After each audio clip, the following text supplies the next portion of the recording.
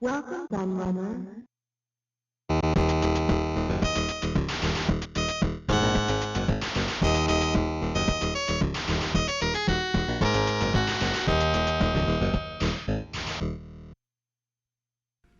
Hello everybody, it's Kieran aka The Laird here, and I have a hardware review for you, and it's probably the most obvious hardware review ever for those who follow my channel regularly, because if you do, you will have known that I bagged the exclusive on the C64 Mini. I had the first previews of it up on my channel, and I had the first review of it up on my channel, and I also had the first preview of the prototype of this, the full-size C64, or the C64 Maxi, as many people have nicknamed it. Now, because of that, many people expected me to have the first review of this on my channel. And in fact, when it first came out, I was getting absolutely inundated with messages on Twitter and Facebook, etc., and even YouTube actually, asking me where my review was and why I hadn't done one yet. So I will just explain that for a moment, because the amount of people who asked me was insane. I couldn't believe how many people messaged me about it. It's quite simple. Is because there was a mix-up with the distributor who hadn't sent out some of the review units, and it took a while. We sorted it all out, and yes, I got mine eventually. But full disclosure, I did not pay for this. I did not back it. The same with the Mini. I was given a review unit by Retro Games Limited, who produced this product, and I will, again, full disclosure here again, although there is connections between myself and Retro Games Limited, in terms of one of the owners of the company is also my book publisher, I didn't have any involvement in the production of this product. So this is an independent review, although I was given the unit for free, but obviously I was not involved in any way in the manufacture, design or creation of this product, because I know there will be a lot of people possibly accusing me of that. So I like to get that out the way and try to be as fair as possible. So now we've got all that business out the way, let's have a look at it. So first of all, I must mention the box. I remember with the Mini, I mentioned how fantastic the packaging was, the attention to detail and everything that they went for. And exactly the same with the Maxi. The box is stunning. I mean, you can see it there. And they really tried to copy as closely as they could the original Commodore 64 box, which I will put up in the top right-hand corner right now so you can see it actually, so you can compare them. Because I think, that it's a really relevant thing. It brings, a labour of love into it. I'm trying to reach over so I can get it to the front of my camera, which is actually quite difficult because the box is absolutely huge, so I have to keep it quite far away from the camera, which means I'm having to reach over it a lot. So if the audio goes funny as well, that's why, because I'm moving away from the mic. So here we go. So you can see there, it boasts that it now supports the VIC-20 and the Commodore 64, which I'll go into. That was a big reveal when they announced that, and a lot of people were quite excited about that. I think that's a great move, supporting those two formats. But there was still a few people who moaned and said, why didn't you include the Commodore 16 as well, which would make me laugh, because I think it's enough of a bonus that you're getting the VIC-20 in there. So this is obviously quite important here. The fact we have a micro-switched joystick included, rather than the one that came with the Mini, which a lot of people moaned about. I wasn't a fan of it, and they were very prone to breaking. So they fixed the fault, which was something in the shaft which was weak, which made them break. They've completely redesigned it, and it's now micro switch, so it's about 1,000,000 times better than it was before. But we'll take a look at the joystick in a moment. So let's have a look at the back of the box as well, so I can show you that. So there we go, there's the back of the box. So we've got some screenshots of some of the games. Obviously it's mentioning that, for example, Grid Runner that it shows there is the VIC-20 version. We've got lots of the same games that were on the Mini. I'll show you the games list obviously when we look at it more, but there is a lot of the same games as the Mini. So obviously stuff like Boulder Dash, Impossible Mission, Iridium, you know, those ones on the back there. You can see California Games is on there. I think it's in that part of the box there. You know, these will all be familiar to people at the Mini.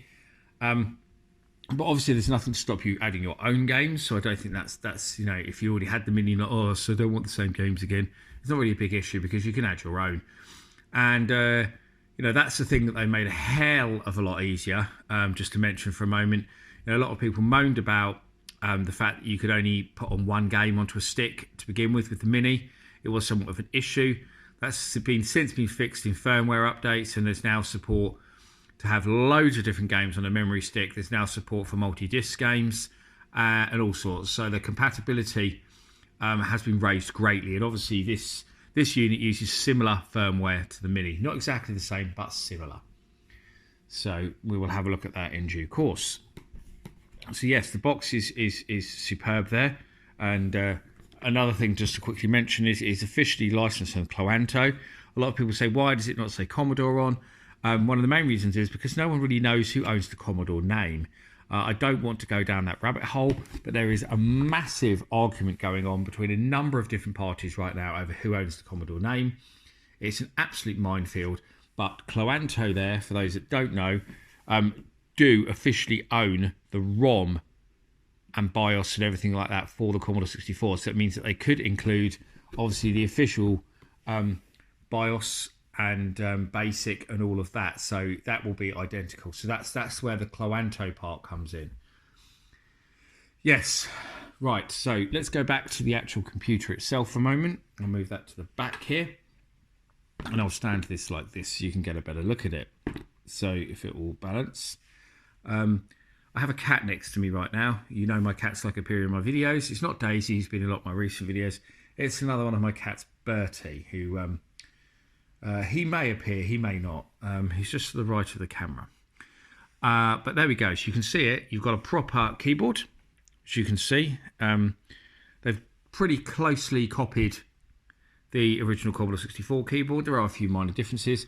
So, for example, there's no Commodore key now. There's the C64 key instead.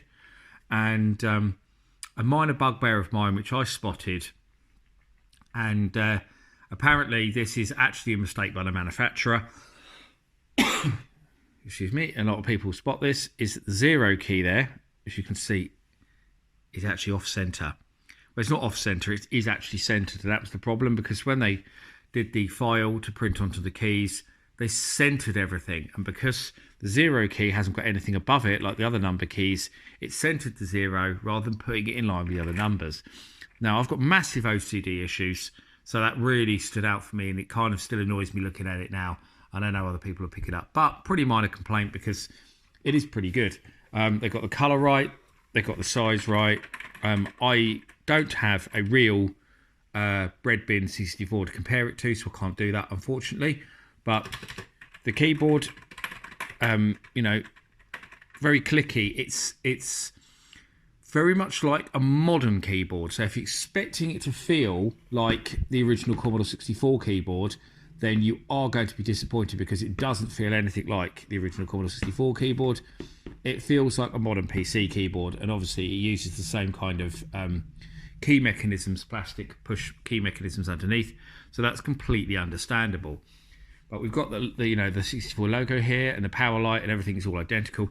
Now, what a lot of people have done is actually order Commodore 64 badges and stuck them over this, because it's the same size, so it is possible to do that. So if you want it to look even more authentic, you can stick a real Commodore 64 badge over the top of that.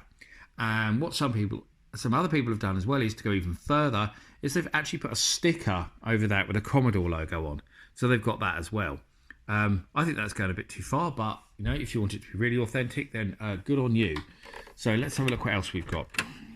On the back, don't expect to see loads of ports like you would on the original Commodore 64, because this is obviously a reproduction. It's a new version, you know, so reproduction is the wrong word. It's a new version of the system. So on the back we've got an HDMI, a USB and a power in. I'll just mention the power in a moment. It does come with a power adapter. A lot of people moaned with the Mini that there was no power adapter with it, and you were expected just to use a cable. You could power it off HDMI, or you could just plug in a phone charger. I didn't ever saw it as an issue for those reasons. You could power it off your TV, you could power it off a phone charger. It was no issue to me whatsoever. But with this full size, they have included a charger, which comes with just about every type of European plug you can possibly think of. It has one of these ones there. It slides off, which I can't seem to do at the moment. But yeah, you can just put on whatever one you want onto that. Oh, it's because there's a button, I think. Yeah, there's a little button in there. So you can, there we go. So you can see, so you can just put on the one that's right. Obviously, I've got a UK plug on it. And obviously the lead, a pretty long lead there to go into that. A decent length HDMI lead as well. And we'll show you the joystick in a moment. So, what else? Let's go around the unit again since we've done the back. That side, nothing. On this side, we have 3 USB ports, which is great because a few people, again, moaned about the lack of USB on the Mini because you had to plug in a hub in order to connect more USB stuff up to it, if you're using memory cards and controllers and stuff like that. No shortage of ports on this one. It's all good. A lot of people have whinged about there not being a cartridge port, but that just simply would have added far too much expense to this and wasn't really a practical thing to do. I don't see it as an issue myself because most people are going to be loading ROMs on this thing, so I don't really see why you needed a cartridge port or the ability to connect up disk drives and cassette recorders and stuff like that. If you want to do all that stuff, you get an original Commodore 64. I don't understand, why people thought that would be important on a modern recreation such as this. Another thing I didn't mention actually was when I said about the size, it is the right size, but people forget that there was different versions of even the bread bin model. There was slightly different size versions. So this was made to match the original size version, and the same with the colour. They perfectly match the colour. Some people have moaned the colour's not right. It depends on the unit. These things fade. These things go browner. The colour of these changes in the light, and also there is colour variations between different variations and model numbers of the original Commodore 64 as well. Same with the size. So that's a whole rabbit hole that's not worth going down and not worth getting into over size and stuff like that. Lastly, here's the joystick before we take a look at the device itself. So you can hear that lovely micro switch joystick. It's still a competition prone style. It works the same way, so we've got our extra buttons to bring up menus and stuff like that. And I'll show you more about that when we power up the actual 64 itself. And I've still got the stickers on there. And I go through all the menus to show you how it all works. So I'll be back again with this baby connected up to a TV very shortly. Right, so here we go. I've got the C64 set up. I've gone through the first couple of screens because I didn't think there was much point showing you those. That was literally just the language options and setting your TV option, which is fairly important because it gives the option of 50 Hz PAL or 60 Hz NTSC. Now, that's not important in terms of the TV type now because obviously we're using modern flat screen TVs with HDMI, but it's important for how the games work because obviously PAL games that were created in Europe are going to play properly at 50 Hz. If you're an American and you're used to games released in America, then they're going to play better at 60 Hz. So yeah, there's that, and on the device there is a mix. There is some US games and some stuff by Epics, but most of it is European games. So whatever your preference really, it's going to be whatever you grew up with, whatever you're used to. I mean, some people, Americans will think that playing some of the games in PAL, the speed seems wrong, even though that's actually how they're intended to be played. Also, before I go any further, advance warning, I have 4 cats, including naughty little kitten Daisy. They've already tried to jump and knock everything off the counter more than once, so let's hope that doesn't happen. It's actually more difficult to shut them out of the room because they make a right racket if I do so. So, Any background noise it picks up is them attacking plastic bags because we have presents and stuff over here, what with it being Christmas. Now, so there we go. So where we are now is you can choose between the carousel, which was obviously the default on the Mini. When you booted it up, it went straight to the carousel where you could select from your games. Or you can go traditional and choose classic, which means that it will boot into Commodore Basic exactly like the original Commodore 64 did. So that's really, really cool that you get a choice between carousel or classic. I'm going to go into carousel because I don't really think I need to show you the basic at all. Right, now I've got to find out which button takes me on. So there we've got our lovely music, which I think is the same actually as the music we had on the Mini, which was actually really nice.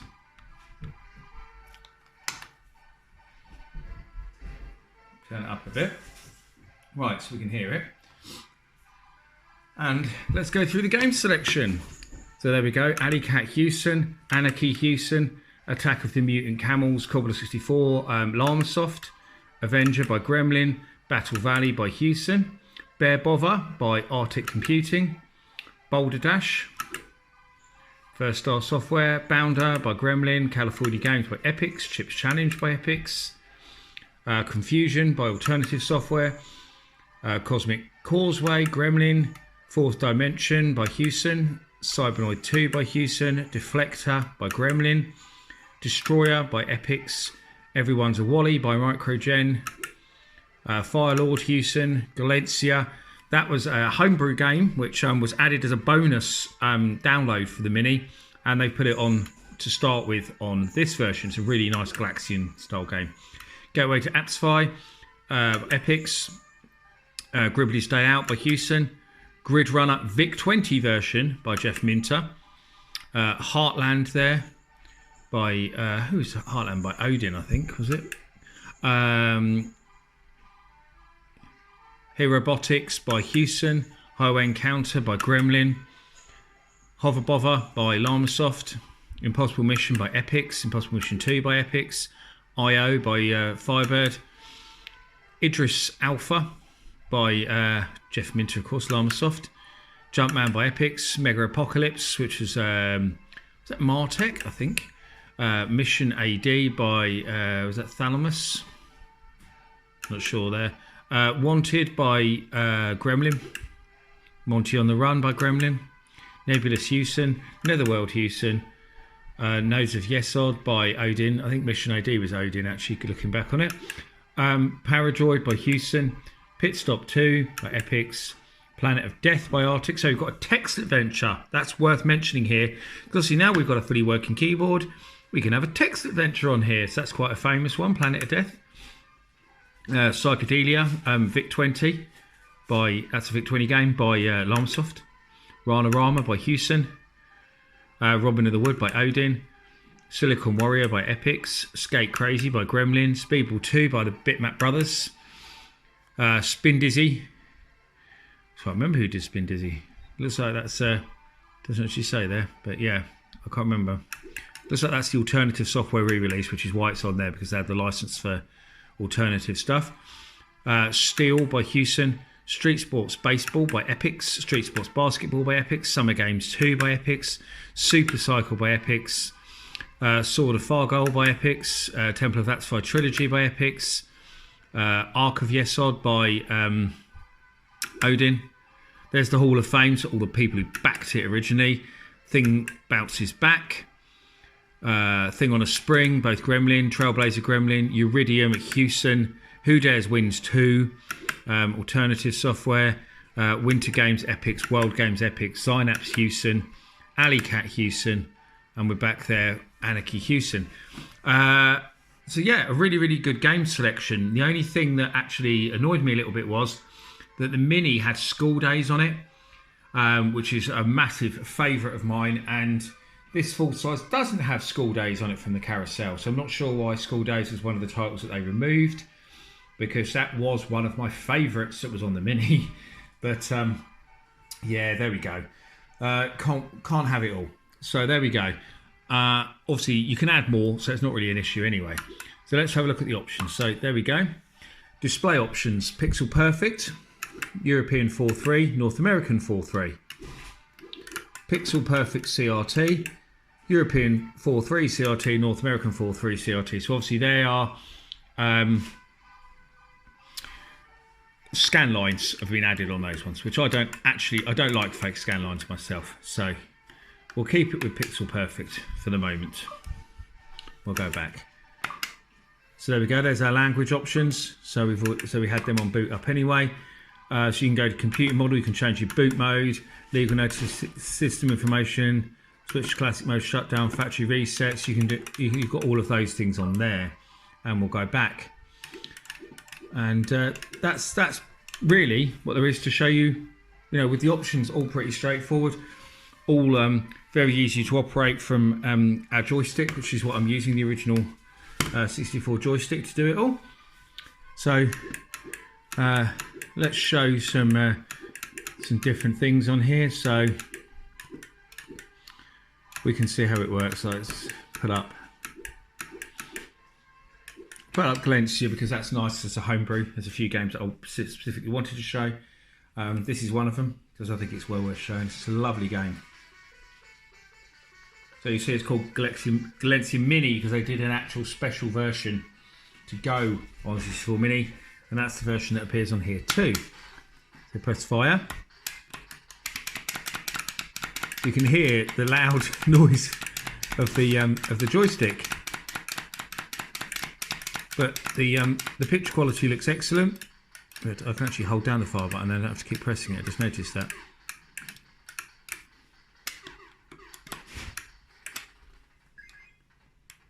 And then we can pause it using one of the buttons on there, which is awesome. What else we got on there? And there, if we press the fourth button on there, we can bring up save load state, so we can save our games. We can bring up virtual keyboard, which we don't really need, but if you're sitting far away from the keyboard, you know, if that's not in front of you when you're playing on this, and you just want to type something, you can do with the joystick if you so wish. And obviously their exit game, press that again, it will just take us back. So we do have our in-game options as well.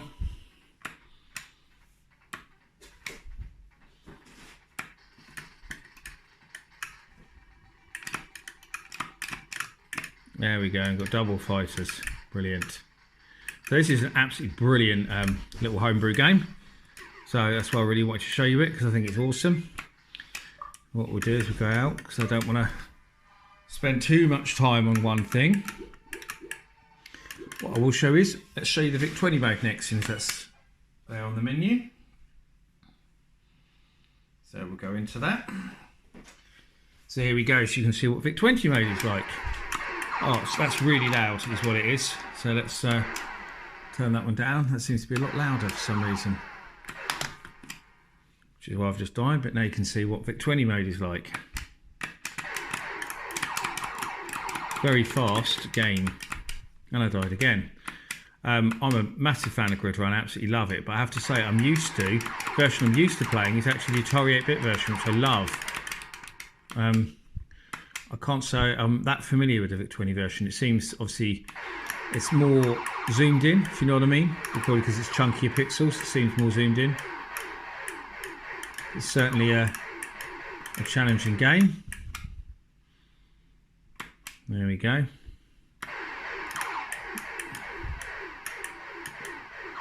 There's a little look at the VIC-20 mode. So I'm not going to spend too long going through all of these. Let's put Megapocalypse on so you can see another 64 game.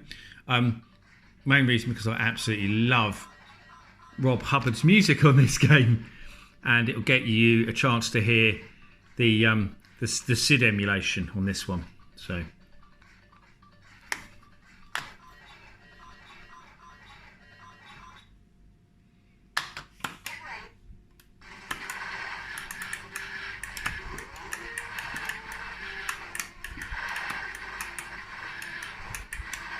So this was a copy of the Gottlieb arcade game Mad Planets, those who don't know.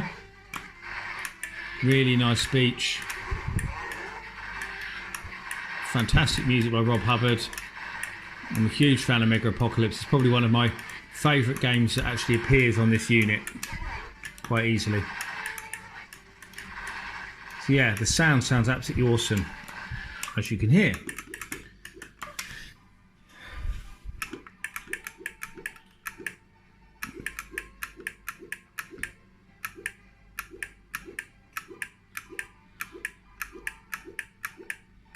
What we'll do is we'll get an NTSC game up in a minute, an American game, and also want to show you the let's have a quick look at Iridium so you can see how that comes out, since that's probably one of the most famous games on here.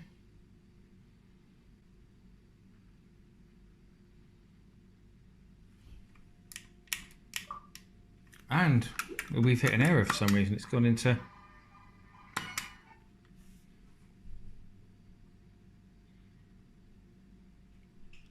basic. Oh, I think it's because I had auto fire turned on. There's an auto fire on the stick. Ha, just discovered a bug. If you have auto fire turned on, it doesn't like it and the game doesn't boot.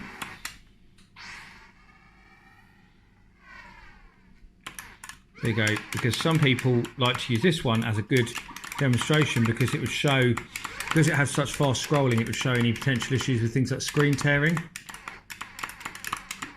But as you can see, we've got a lovely picture, smooth as anything. Absolutely no issues at all there with screen tearing. It's all absolutely perfect. Absolutely nothing to complain about as far as Iridium's concerned, apart from me sucking at the game because I'm not really paying attention.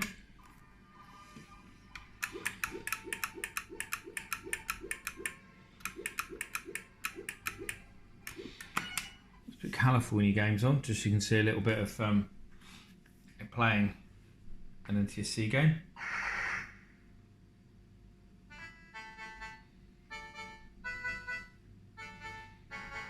So if you're American, that music probably sounds too slow to you.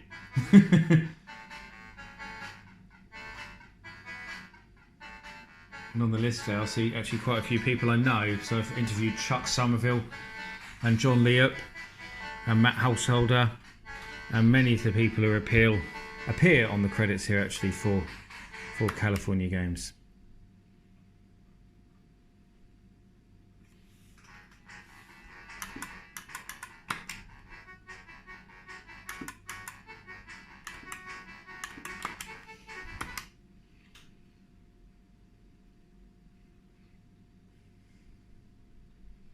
So there's a little bit of loading with this. I think it was a disc game originally, so it's almost like it's loading the disc. And I've just messed it up already.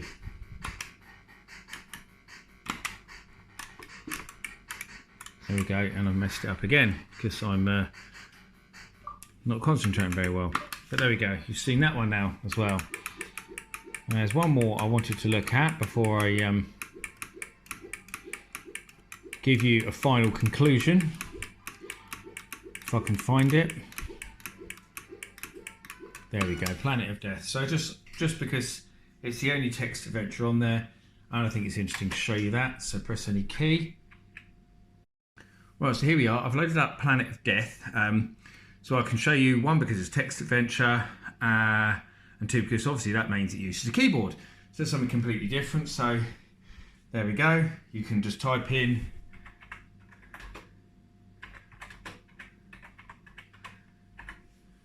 I can't go in that direction, so they don't want me to pick up the flint, so I'll go east. So I can't. So there we go. That just shows you that the text adventure, that works. Oh. We can also turn the music on and off from the carousel. That's another thing I haven't showed you. We can sort as well, author, composer, genre, year, title. So that was another little thing that I hadn't showed you. And that's about it, to be honest, really. There's not a lot else to show you. we will just boot it into the classic mode there, so we can so you can see that, because the benefit of the doubt. So 10 print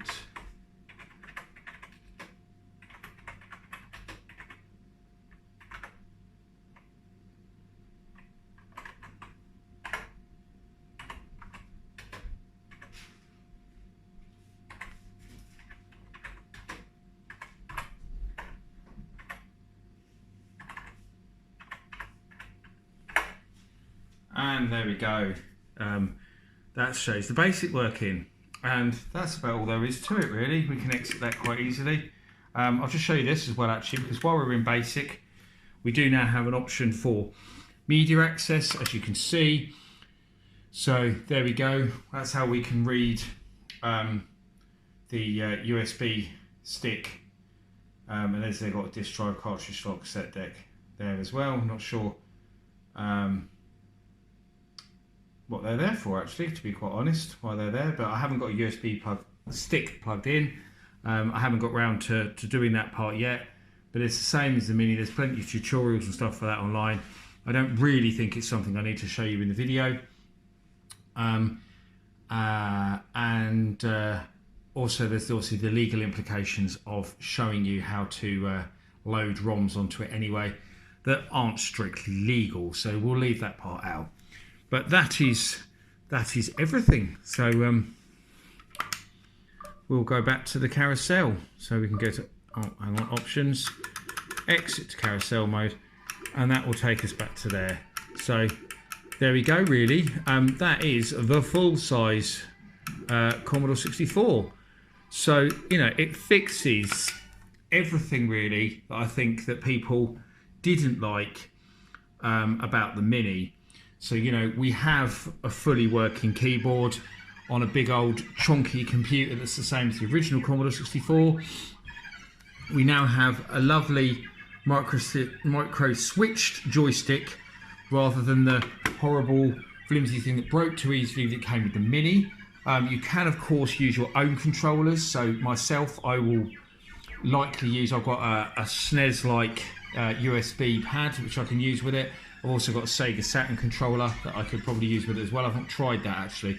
I used the SNES pad, SNES style pad, because I knew that worked, because people have told me that works online. That music is horrible. Just do that for the moment while I finish off. Show you the save states bit where you can load 4 different save states. Yes, that's it really. It fixes everything. If you loved the original Commodore 64 and that's where your nostalgia is and you want a proper computer, then this is the thing. If you want to just play games, then the Mini is absolutely fine, because with the firmware upgrades and adding your own controls and stuff, it's not an issue. But if you want a really authentic experience, but you don't want, but you want to be able to connect it to HDMI and all that kind of thing. You don't want to go through the rigmarole of an old Commodore 64. And connecting different devices up to it. This does everything in one. Just plug it in, add a USB stick. There you go. Beautiful picture on a HDMI television, as you can see. Apart from the odd things like the zero key that I moaned about, there really isn't anything to complain about. And school days missing. You've got 64 quality games on there. I don't think there's a bad one amongst them, to be honest, really. There's a few that but yeah, it's a really good quality game selection, real variety of different stuff. The VIC-20 mode is obviously a massive bonus. Having the Jeff Minter stuff on there also is great. We've got a big old thing there. I'm not going to open it up. Some people do that. What's the point? It's just a little board inside, a bit like a Raspberry Pi. It's not a Raspberry Pi, it's a custom design, but a bit like that. And obviously some weights to get the feeling the same weight. So I didn't mention the weight actually. It does feel a little bit heavy. Like, it's actually pretty much the same weight as an original Commodore 64, because when I was in there, the offices looking at the prototypes, I was weighing them up together as they were doing it, because they were showing me that they were trying to work on getting the weight the same. So that's the level of attention to detail that they've gone with this, and that's it. So yeah, if you're a Commodore 64 fan, then I can't recommend this highly enough. I think it's an absolutely brilliant device. I think my only moan really would be that it actually takes up so much room because of the size of the thing. You know, for me, I prefer the Mini in a way because it's smaller and doesn't take up any room. But if that's not an issue for you, then brilliant. This is the perfect thing for you. So I thank you for watching my video, and I'll see you all again for another one very soon. Bye bye.